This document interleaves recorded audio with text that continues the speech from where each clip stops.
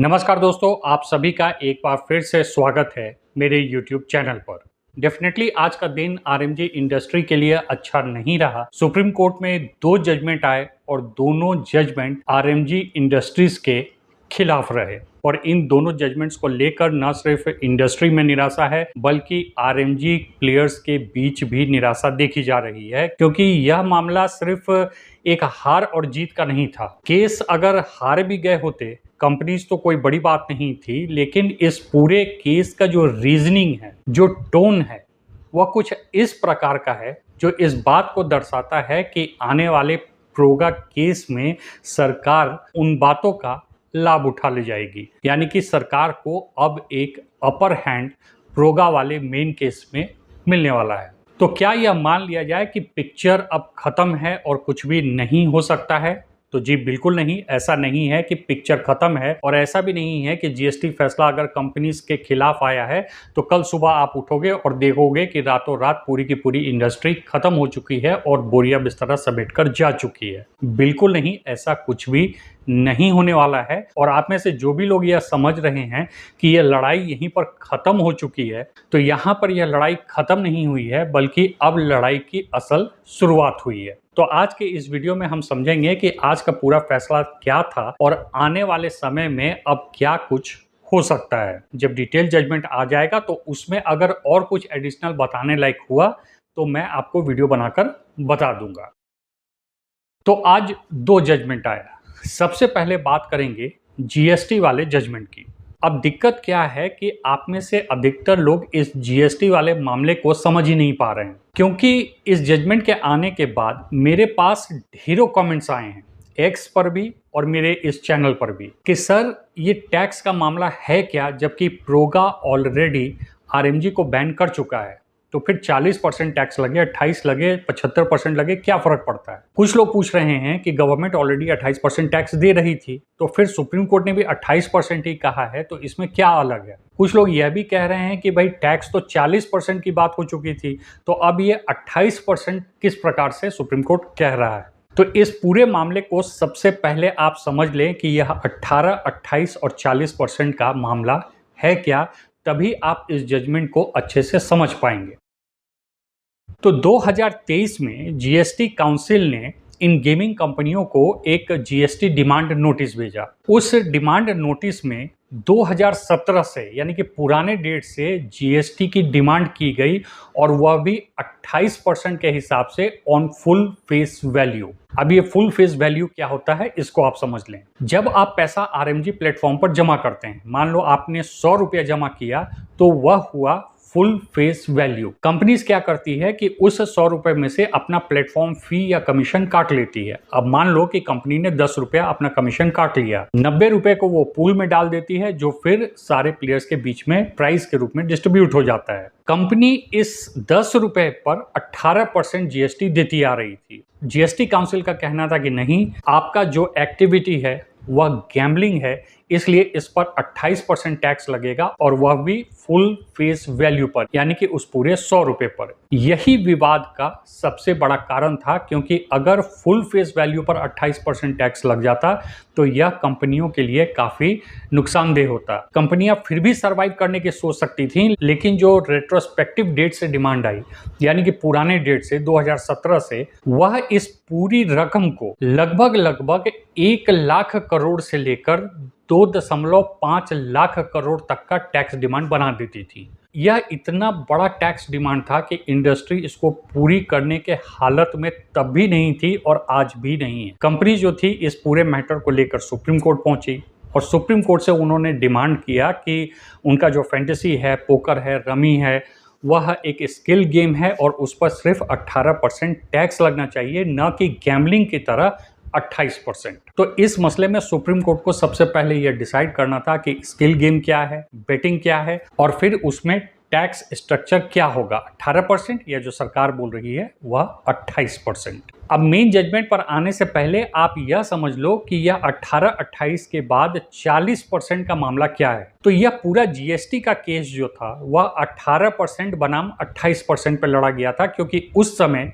GST में 40% का tax slab था ही नहीं। अगस्त 2025 में जब यह जजमेंट रिजर्व हो गया, उसके महीने 2 महीने के बाद फिर जीएसटी काउंसिल 40% टैक्स स्लैब लेकर आ गई, जो कि लग्जरी आइटम्स, तंबाकू, सिगरेट या सिंग गुड्स जो होते हैं उन पर 40% का एक नया स्लैब लगाया गया। और लोगों को लगने लगा कि अगर सरकार स्किल गेम्स को गैम्बलिंग मान रही है तो फिर इस परिस्थिति में आरएमजी पर भी 40% टैक्स लग जाएगा। उस समय तक और इस जजमेंट में ऑफिशियली जो टैक्स को लेकर लड़ाई हो रही थी वह सिर्फ 28% की थी, वह भी रेट्रोस्पेक्टिव डेट से। 40% वाला टैक्स तो अभी लागू ही नहीं हुआ था, क्योंकि जब प्रोगा ने आरएमजी को बैन कर दिया था तो फिर 40% टैक्स की बात तो पूरी तरीके से बेमानी है, क्योंकि जब गेम ही नहीं रहेगा तो फिर टैक्स किस बात का लगेगा। लेकिन लोगों को यहाँ कंफ्यूजन ये हो गया कि सरकार जो है अब 40% टैक्स लेने वाली है, जो हो सकता है सच भी हो और सरकार ले भी सकती थी। बट फिलहाल स्थिति यही है कि जब आरएमजी पूरी तरह बैन है तो उस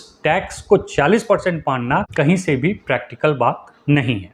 तो एक तो ये 40% वाला आप कंफ्यूजन यहीं पर दूर कर लें। अब 18 और 28% का जो मैटर था वह स्किल गेम पर और गैम्बलिंग पर अटका हुआ था। सुप्रीम कोर्ट अगर फैंटेसी को, रमी, पोकर को स्किल गेम मान लेती तो सिर्फ 18% टैक्स लगता, और वह भी उसके प्लेटफॉर्म कमीशन पर। लेकिन अगर इनको गैम्बलिंग मान लिया जाता तो फुल फेस वैल्यू पर 28% जीएसटी देना पड़ता। अब आज का जो जजमेंट आया है उसने इस डेफिनेशन को ही खत्म कर दिया। अब यहां से आप ध्यान से समझना कि सरकार ने जो प्रोगा के अंतर्गत कानून बनाया है और उस कानून में जो आरएमजी की परिभाषा दी गई है, बिल्कुल उसी परिभाषा के अनुरूप सुप्रीम कोर्ट का यह जजमेंट है। प्रोगा कहती है कि चाहे गेम स्किल हो या फिर चांस बेस्ड हो, अगर उसमें पैसे का तत्व शामिल है तो वह पूरी तरीके से प्रतिबंधित होगा। सुप्रीम कोर्ट ने भी आज जीएसटी वाले मामले में यह स्पष्ट कहा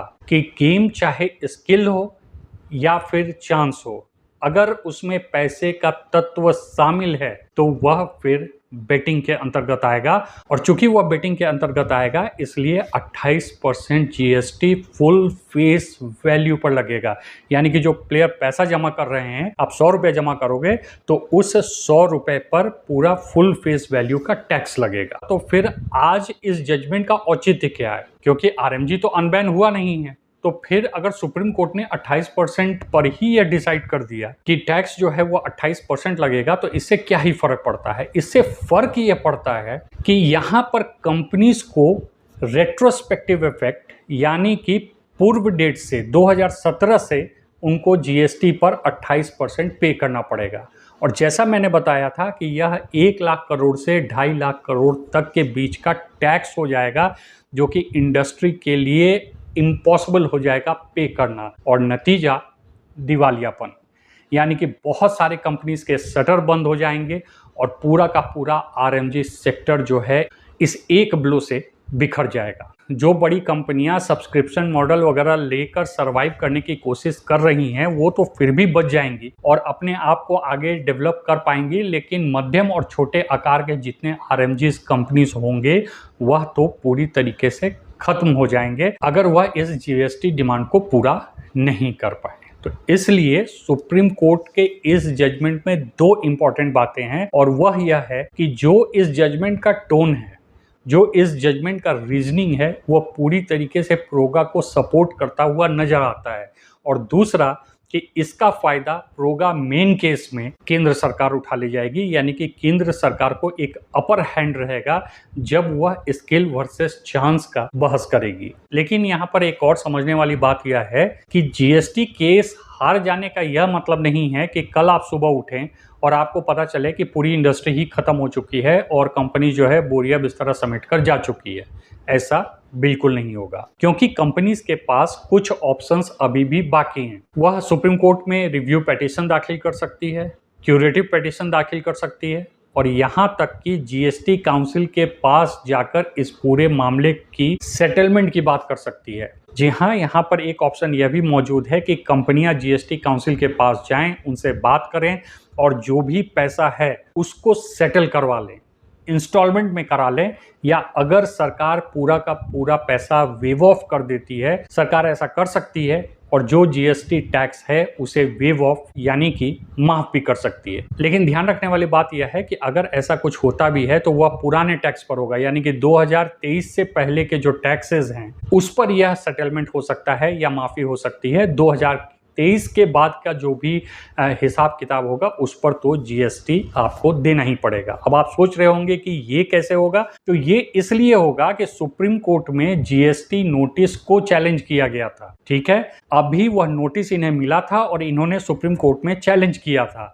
अभी फाइनल इनको क्या देना है, क्या लेना है, इस पर जीएसटी काउंसिल जब बैठेगी, कंपनियों से बात करेगी, उस नोटिस पर बहस होगा, फिर हिसाब किताब होगा और तब जाकर यह पता चलेगा कि फाइनल जो अमाउंट है वह इन कंपनियों को क्या देना है। तो इस समय का लाभ उठा के सरकार से बात करके कंपनियां इन पैसों को यानी कि पेनल्टीज को और जो पुराना जीएसटी डिमांड है उसको वेव ऑफ भी करवा सकती है। लेकिन जहां तक बात रही सरकार की, तो सरकार को एक अपर हैंड इस जजमेंट से जरूर मिला है। अब आते हैं दूसरी जजमेंट पे, जो कर्नाटक और तमिलनाडु सरकार ने आरएमजी पर बैन लगाया था स्टेट लेवल पर। इस मामले में जो मुख्य बात तो सुप्रीम कोर्ट ने कहा है वह यह कहा है कि कोई भी गेम, वह चाहे स्किल हो या चांस हो, अगर उसमें पैसे का तत्व है, अगर उस पर दांव लगा हुआ है, तो वह गैम्बलिंग के अंतर्गत आएगा। और चूंकि गैम्बलिंग मौलिक अधिकार के अंतर्गत नहीं आता है, इसलिए राज्य सरकार जो है वह इन गेम्स पर प्रतिबंध लगा सकती है।